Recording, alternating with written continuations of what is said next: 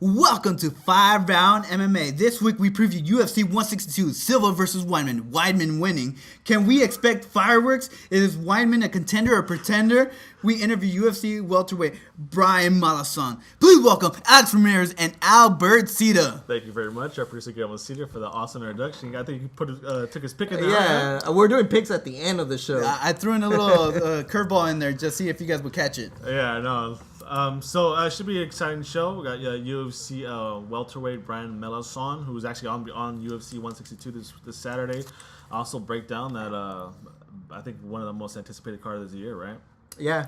Anticipate? Yeah, because people are anticipating the loss of Anderson Silva, but just like the world didn't end like the Mayans predicted, Anderson Silva's going to keep that belt. So his reign's going to go longer than 2013. Oh, man, so boring. 2012. As for right now, we'll get latest news and headlines. What do you got, Guillermo? Let's start off with our boy, Bobby Lashley returns to MMA with a win and a submission. That's actually 2 wins within, I think, a couple weeks. Yeah. I am more impressed that it was a submission win. Yeah. Because last time I heard he hugs you, throws you down, and then he smothers you Rear naked chokehold. Rear naked chokehold. Wow. Well, you got Bobby Lashley could have easily done the Brock Lesnar route and just gone for the big names because of his name, but he actually put in the work. You have to respect that. He's going on these known. I mean, these cards are just in Missouri and nowhere, and he's actually fighting. He's 8-2 now. I think. Yeah, technically he was offered to be in the Tough Enough heavyweights with the one that Roy Nelson won, but he declined it, saying that he didn't need that. But that would have been an easier route, of course. Yeah. I mean. Well, an easier route. Even if he wouldn't have won paycheck. it, he would have still been UFC. But yeah, you gotta respect him. He's going. He's doing. Let me ask you guys a question. Do you guys ever see Bobby Lashley in the UFC? No, he's too old. He's like 37 years old now. that's the problem. All these guys are just too old. I mean, it's not that he doesn't have the talent, the athleticism. So what's the point of him? It's just he has too much being an miles. MMA at this point. Well, you could ask him that. Maybe it's an inner competition. And I mean, guy's a lifelong athlete. Was in the military. He just something he got to do for himself. Now, I mean. Something like that. I mean, he's just too old to make a big impact. He can maybe get a fight here, but as far as like a big title run, I don't think so. But I think he still could make the UFC. Not to say he's going to make a difference, no, but he could still be in the UFC. I could see him fighting maybe 2-3 fights and then calling it quits. Brock Lesnar's career wasn't that long either, so... Next breaking news, we have Rampage fell out of place in the UFC once he knocked out Dana White's boy Chuck Liddell. Well, you said it right there and then. He knocked out Dana White's boy Chuck Liddell, the poster boy at the time. So. Of course, but it's funny because that's the same day that I became a Rampage fan was when he knocked out Chuck Liddell.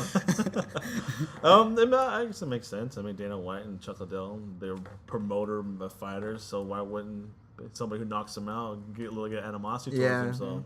Whatever. So now let's talk about Albert's favorite UFC fighter, Matt Mitrione. He's announced to fight Brandon Schaub. Matt Mitrione's training with Josh Barnett, being a punch bag, he said.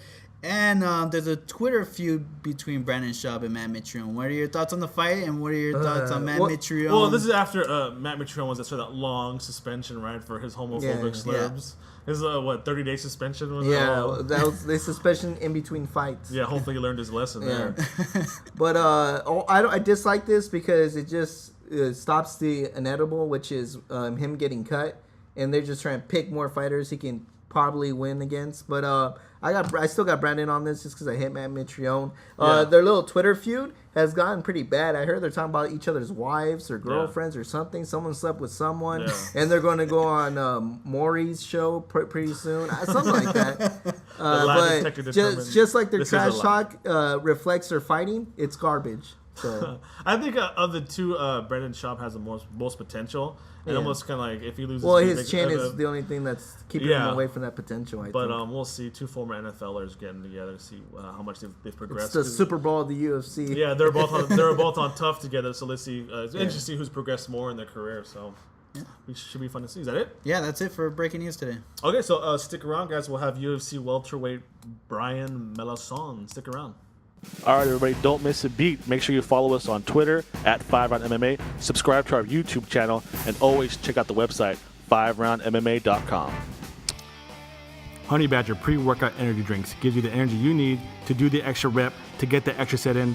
No shakes, no jitters, just pure energy. Find out for yourself at drinkhoneybadger.com. Drink fearless, fight fearless. Drink fearless, fight fearless. In this corner, brought to you by Honey Badger, we have UFC welterweight Brian Melancon. Hey, Brian, Alex Ramirez here. I want to take the time out to thank you for speaking with us, man. I really appreciate it. No problem at all. My pleasure. Cool. I know you got a fight this weekend, UFC 162 against Seth Baczynski. I know this is your first fight in almost about a year and a half. Can you tell what it's like, what the long layoff, and what did you do training-wise to stay sharp as possible?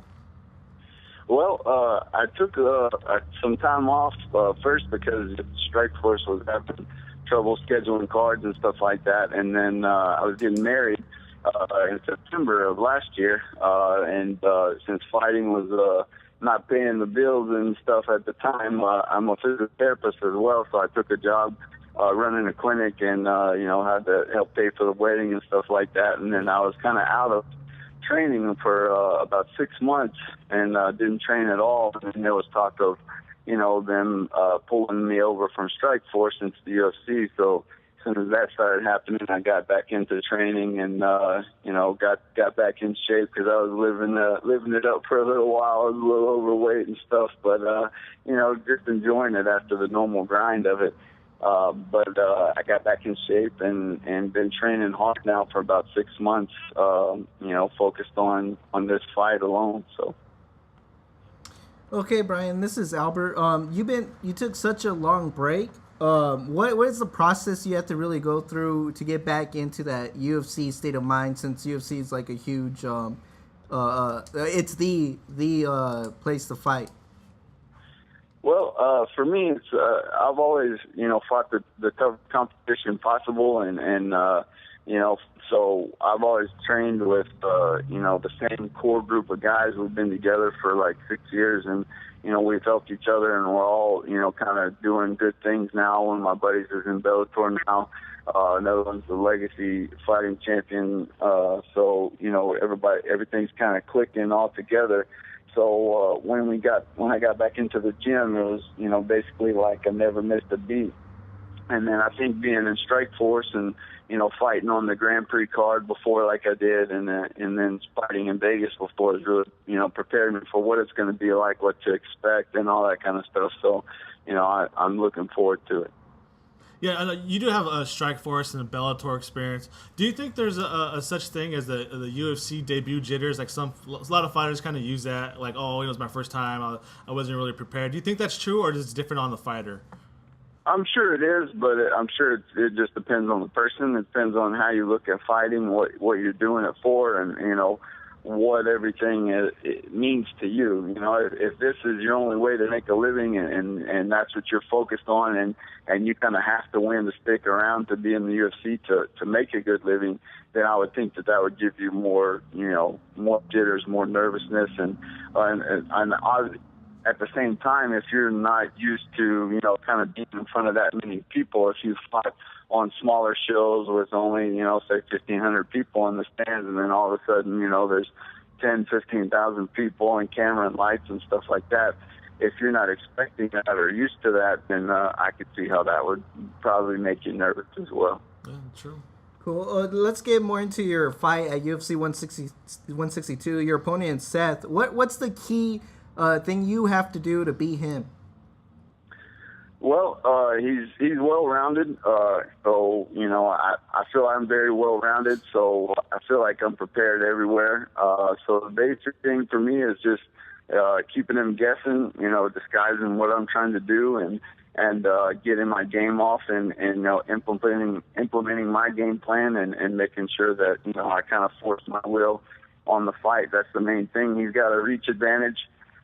Obviously, if you've seen the tail of the tape, he's 6'3", I'm 5'8", so that's going to be a pretty big reach advantage for him. But reach can also be a disadvantage at certain times, and so that'll mean certain openings for me will be there. So I've obviously been working that.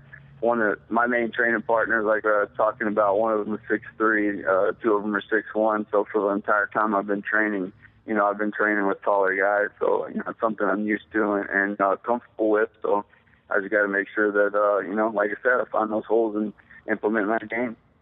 Yeah, speaking of your training partners, can you talk about the gym, your gym, Paradigm Training Center? You know, you've been there for a long time. Can you just talk about what it's like training there and their coaches and your training partners? Yeah, it's great, man.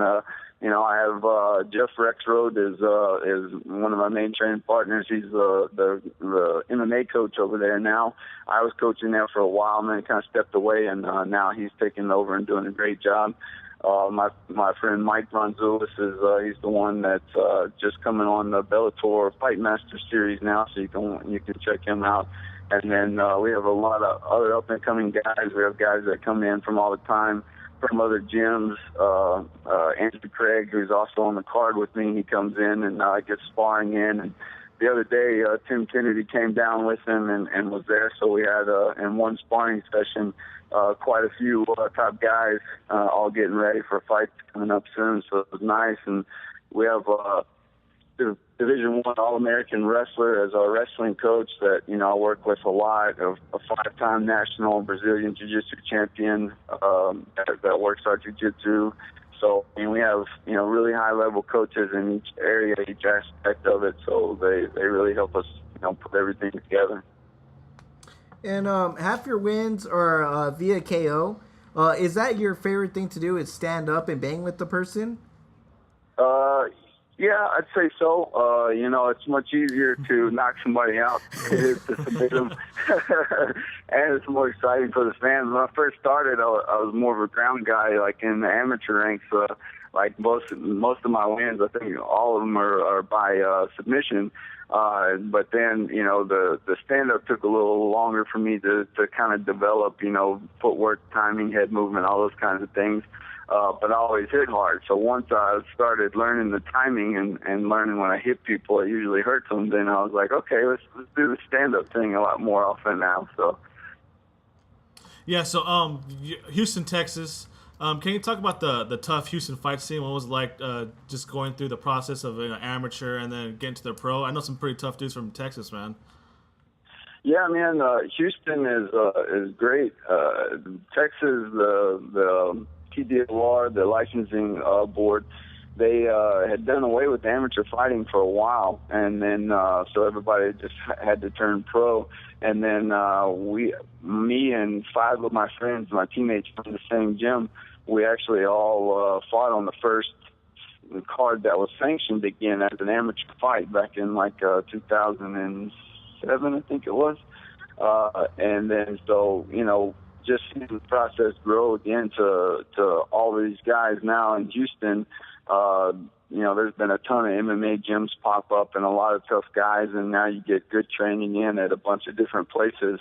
So it's really like a hotbed of MMA. And it's one thing that I've always said about Houston and about Texas MMA kind of in general is we've always had a lot of tough guys, but we hadn't necessarily gotten a lot of the national, you know, attention just because, you know, people weren't given that spotlight. But with the Legacy Fighting Championships being here in Houston and being on Access TV, they've, you know, really been able to get the word out. And, you know, a lot of top guys now from Texas are showing that, you know, that we belong nationally and stuff like that.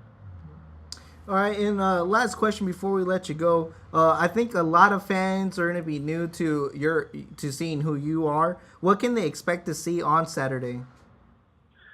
Excitement. I mean, if you've watched any of my fights, you'll know I don't, you know, move away from people. I'm not running away. I'm not there to try to win a decision. You know, I'm not afraid to get hit, and you know, I try to take people out and finish the fight. You can't finish every fight, obviously, but you know, that's always the goal. So the fights are usually always exciting. So that's what you can expect. You know, Seth's a tough guy. It should be a great fight, so it should be entertaining to watch. All right, it's great stuff. That's Brian Melancon. You can see him this Saturday, July 6th, UFC 162, against Seth Baczynski. Hey, Brian, before we let you go, you want to give a shout-out to anybody? Yes, actually. I want to thank God, obviously, for all of the blessings I've had in life, being able to, you know, to do a lot of things. And then I'd like everybody to check out a charity I'm teaming up with called Fight for the Forgotten from Justin Wren. He's doing some great things with the people in the Congo. There's an enslaved race of people that he's partnering up with to basically free slaves and to put them on their own land with their own agriculture and own way of life, so that they can avoid falling back into those pitfalls. So it's a really good charity. I'd like everybody to check it out. Once again, it's called Fight for the Forgotten. That's great stuff. Hey, Brian, we wish you best of luck on Saturday. We'd love to have you on again sometime. All right. Yeah, sounds good. Thanks for having me. Appreciate it. Thank you. All right, thank you. All right. Bye-bye. Bye. Honey Badger pre-workout energy drinks gives you the energy you need to do the extra rep, to get the extra set in.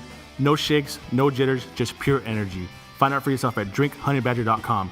Drink fearless, fight fearless. UFC 162 is this weekend. Now it's time to preview. Yeah, before we get to the main card, you want to get some undercard highlights? I wouldn't say highlights. I would say, let me tell you. Whoa. This is highlights for Albert. He loves Gabriel Gonzaga and he loves Chris Lieben. The two guys I hate the most.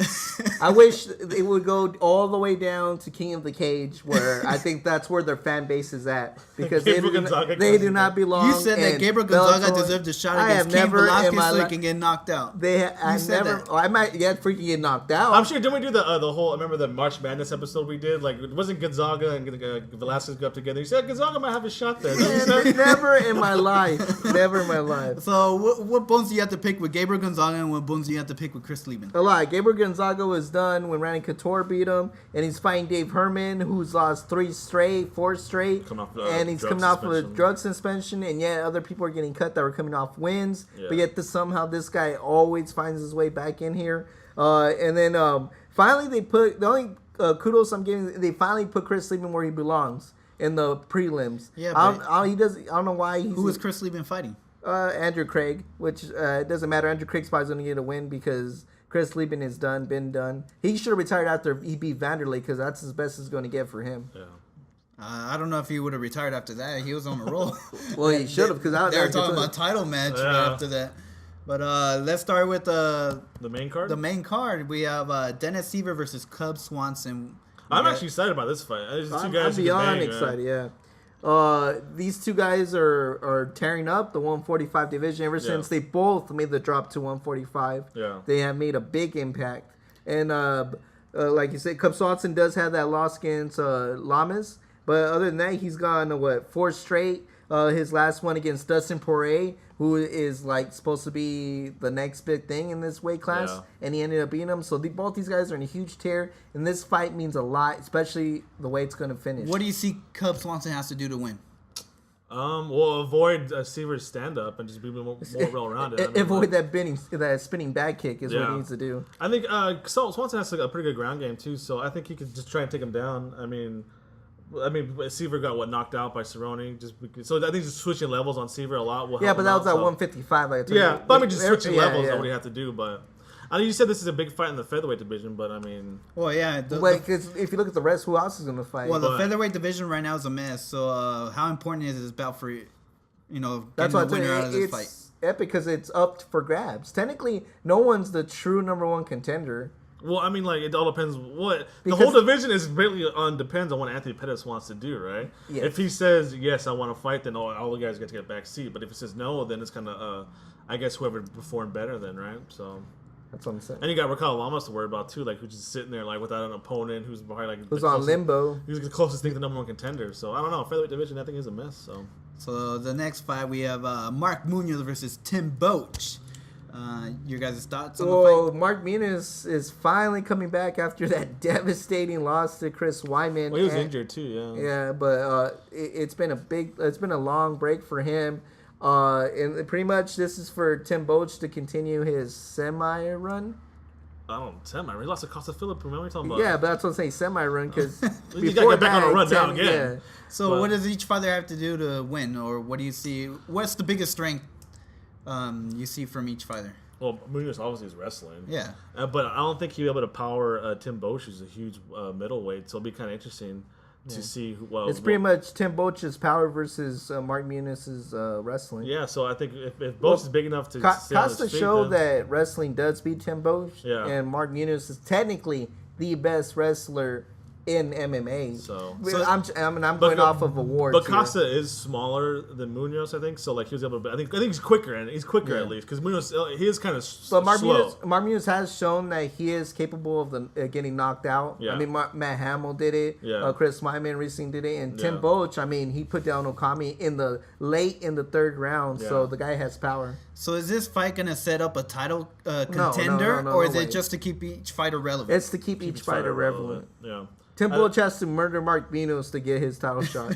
Yeah, Tim Boach is coming off a loss. Munoz is coming off Yeah. an injury. He's been out for a long time. Yeah, and if Mark Munoz wins, I think he still needs one more fight, regardless. It doesn't help that Munoz's name is whenever it's in the news is because he's training somebody. Yeah. It's not because of his fight. It's always It's I'm because he training, trained I'm with tra- so and so and so and forth. So if he wants to make impact as a fighter, his name needs to be in the headlines when it comes off a fight. But Let's move on to the next fight. We have a controversy with Tim Kennedy versus Roger Gracie. well, Tim Kennedy was complaining about his pay, right? Yeah. So He was comparing everybody's pay. Yeah. He said after you break it down, whatever, you only make like 20 grand if that. Yeah. And everybody knows you can't live off of that. Yeah. Obama even said you can't live off of that. Yeah. So there you go. I think if that should be known by now. These guys are making. But money, so. I think the bigger deal here is that it's in the middleweight, and thank whoever convinced Roger Gracie to go to middleweight, Okay. because he belonged nowhere in light heavyweight. Oh yeah. So So I take it you're excited about Roger Gracie. I'm more excited to see Roger Gracie than I am to see Tim Kennedy. Tim Kennedy, even though this is his UFC debut, Yeah. he has had his shots to be up there in the thing, and I think it just kind of passed them. I mean, if you don't take those opportunities, then they go away. And I think this is Roger Gracie's time, and he only has 3 or 4 fights to do it. Do you see Roger Gracie going to the ground and doing some jiu-jitsu, or how do you see the fight? It's almost planning expected. out? I think he has to. But his stand-ups been getting better every single fight. Yeah. So don't think that he's going to depend on that. I think he'll be able to set up to bring it down to So the does ground. Tim Kennedy have a chance to ruin Roger Gracie's coming up? Yeah. Especially on the stand-up part. Yeah. I may give the impression that Tim Kennedy's a joke, but he's not. He's no slouch. I'm just saying that his momentum has already come and gone, and Roger Gracie is currently on the rise. Yep. So now let's move on to the next fight. Albert's boys are on this card. Frankie Edgar versus Charles Oliveira. Now, Frankie 2 times Eggers, right? You had to tell me I completely forgot about Frank Eggers even on this card. Yeah. Did you? I was had ready. I was ready to talk about Anderson Silva. Co-main event. I haven't seen one. You know what's funny? It's not even on the when you go to the UFC promoting the UFC 162. It says Anderson Silva versus Chris Weidman, and usually you see the co-main event. That's what I'm saying. Like this guy was like, how many? Is that because of Charles Oliveira, or is it because of Frankie Edgar? Well, then I think it's because of both. So then one of the questions I want to ask you guys. So is Frankie Edgar's name not big enough to fight whoever he is? It has never been big enough. Wow.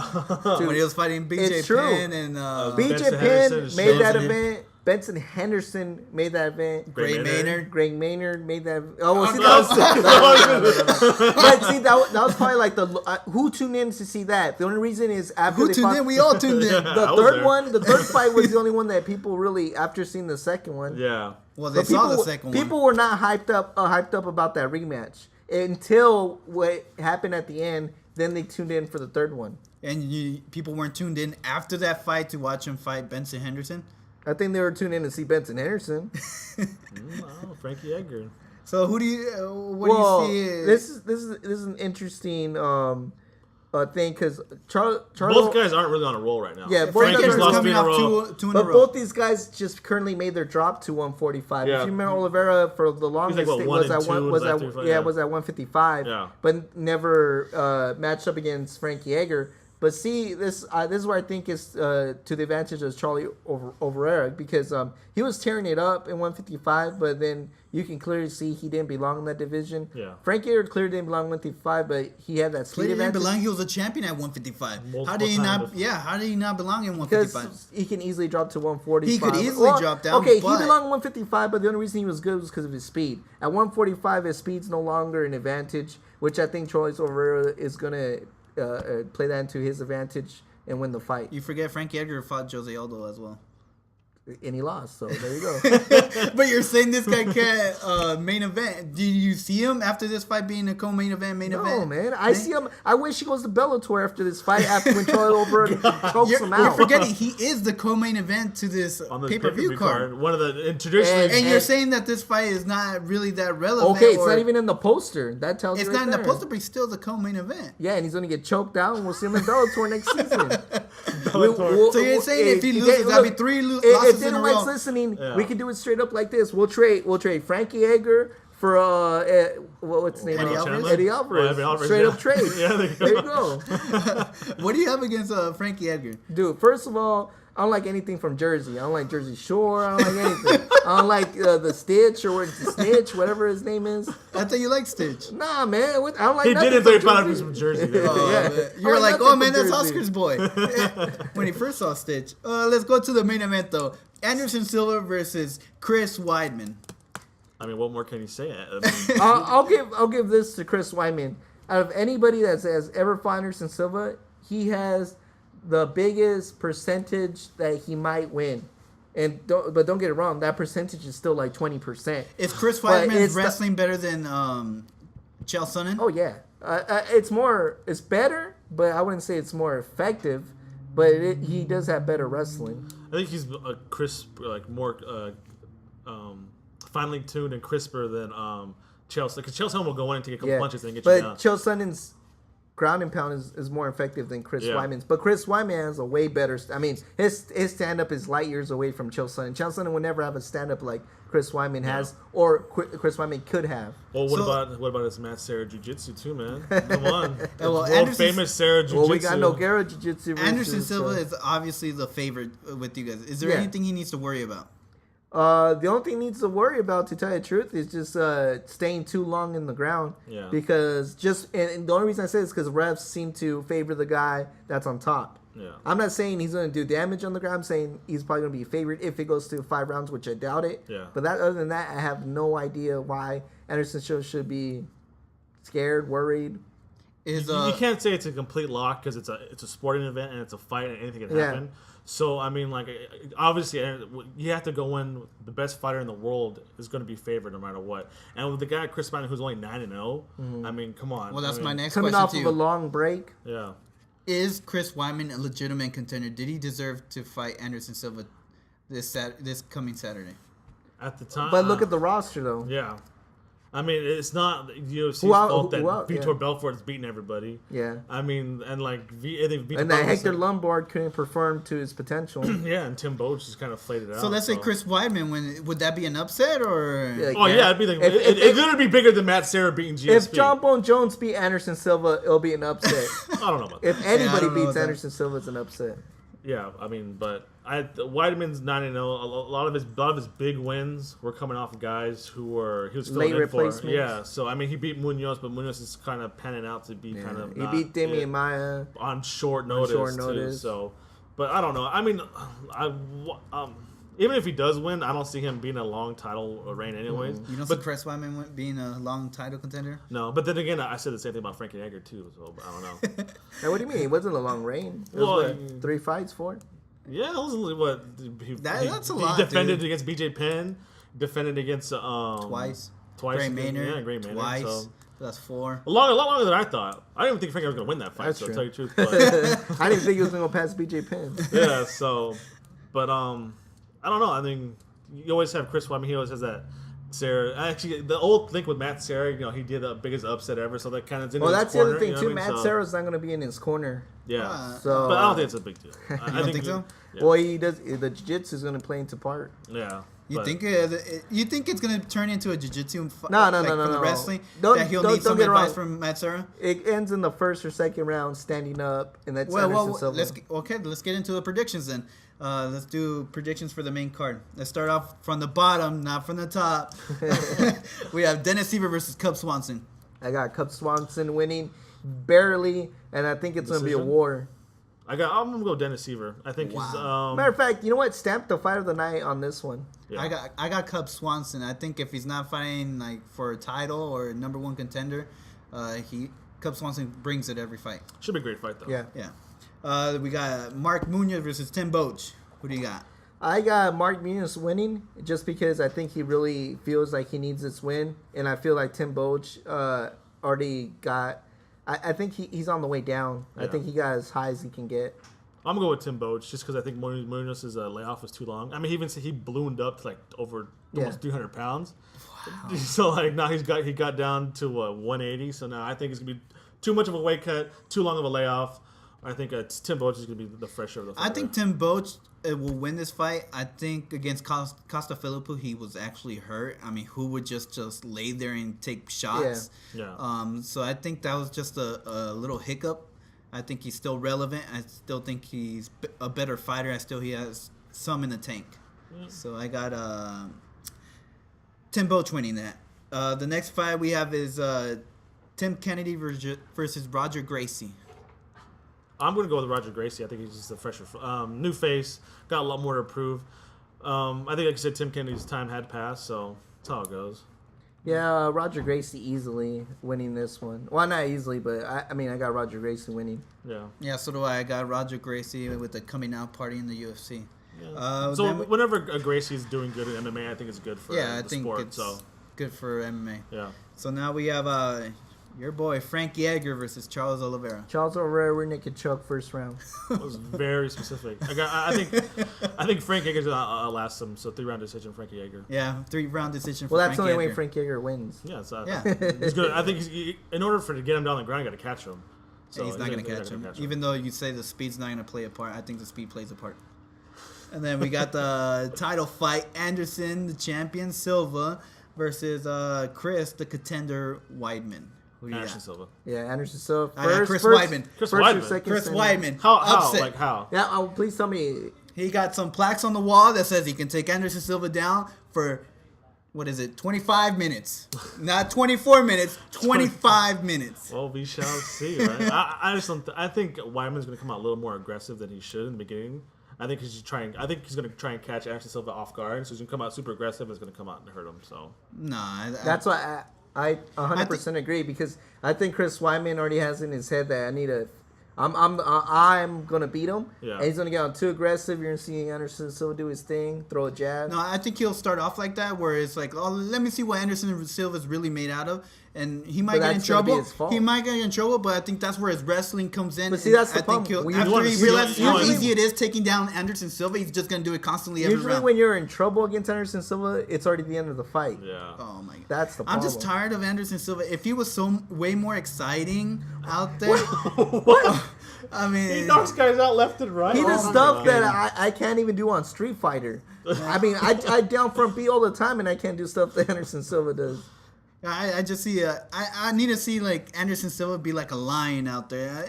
I'm tired of seeing Anderson Silva. You want to see Chris Weidman in his chance? Yeah, yes, I do. We'll get used I think he'll spark something under Anderson Silva for the rematch. For a couple more fights. Yeah, I think after this fight, he should. I mean, maybe consider the Vitor Belfort again, but after that, it should be nothing but super fights now. Yeah. So I mean, because there's no point. I think the last title defense you're gonna see from Anderson Silva is against Vitor. And they'll do it in Brazil, make a lot of money in Brazil. And if there's no more super fights after that, then that's the end of his career. Yeah, so it should be interesting to see. UFC 162 this Saturday, July 6th. A lot of fireworks, I anticipate, right? Yeah. All right, so that's it for this week. Make sure to follow us on Twitter at FiveRoundMMA. Always subscribe to us on iTunes and YouTube, and also we're also on Facebook, so like us there. Instagram, like our photos there, see what we look like outside, maybe, I don't know, whatever. But also check out FiveRoundMMA for the new articles and latest headlines on a daily basis. I want to give a big thank you to Brian Melancon for being on today with a great interview.